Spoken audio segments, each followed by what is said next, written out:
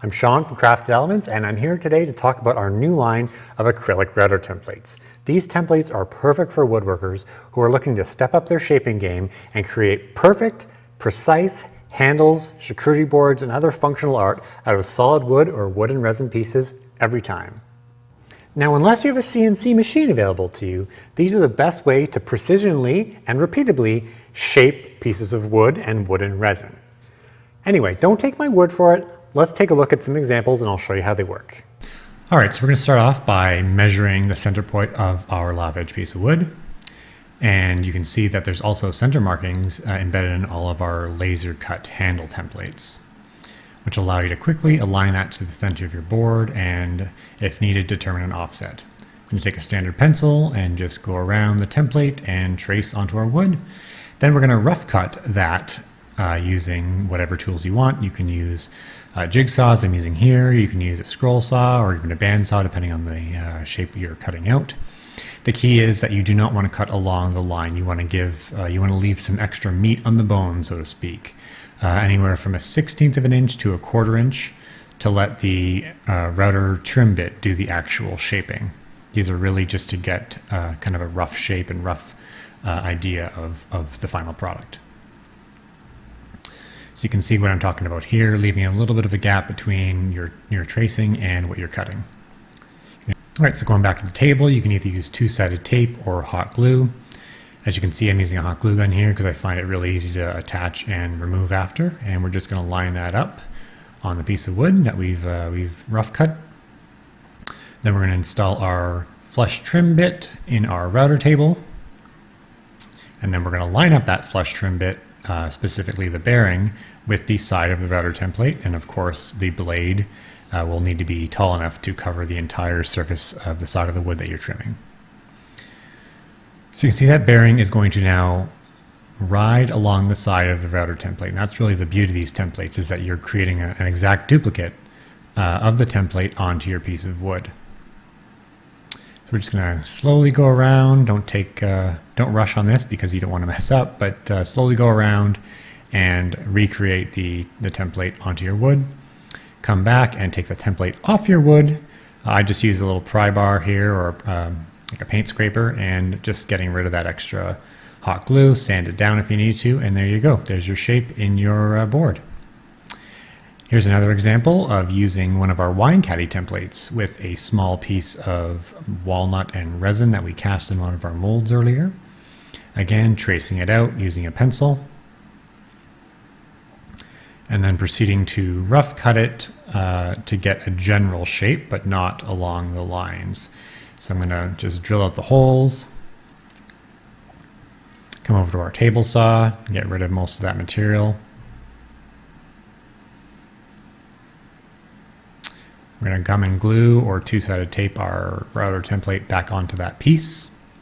And then we're going to, of course, line up our router bit on the router table. So the bearing rides along the side of the router template and proceed just like we did in the last example. Now, one of the really cool things about these templates is we've actually made templates to match a lot of our molds.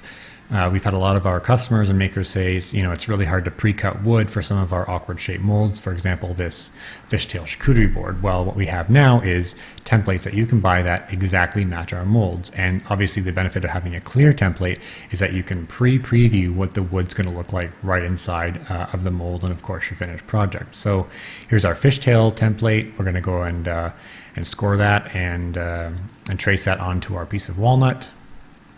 Now we're going to take it over to the saw, cut out the handle portion because it is curved. And you can see from this close-up view that we've cut it out and left some material all around the perimeter of that tracing line.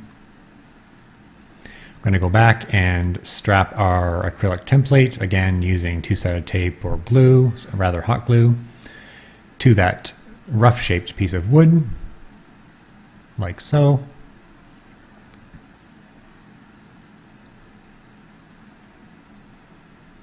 Here you can see the material left over that our router bit is going to take care of.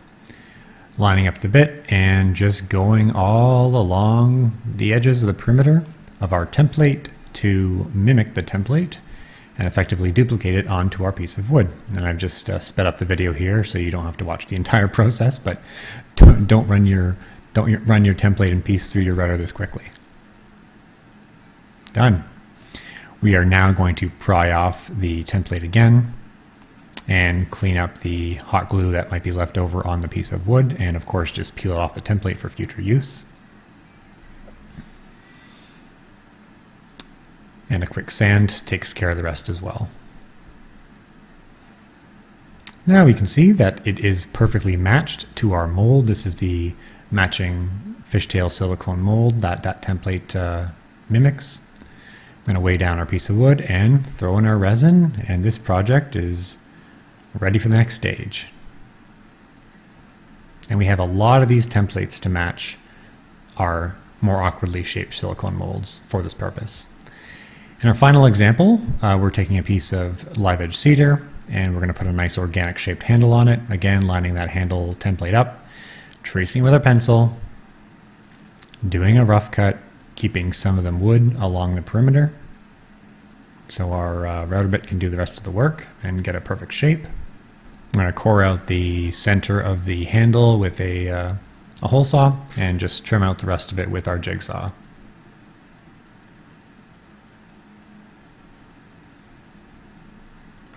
And voila, you have that rough cut piece ready to run through the router. Again, two-sided tape or glue is your magic friend here, and applying some hot glue, applying that router template onto the piece of wood that we've rough cut, and it's ready for the router table.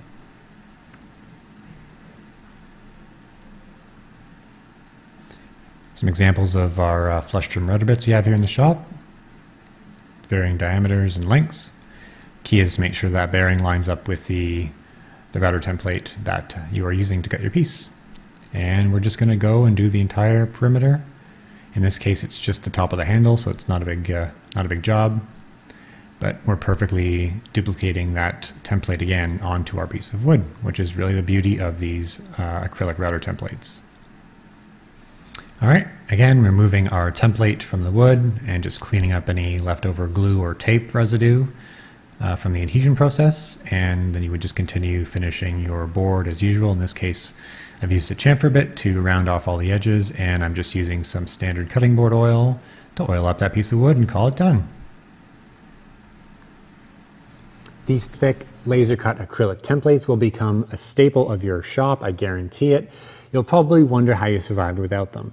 They help take a lot of the guesswork out of fabricating things like charcuterie board handles, and other functional art, and of course help eliminate mistakes and increase precision. You can now shop this entire line of acrylic templates at craftelements.com. Thanks for watching and happy making.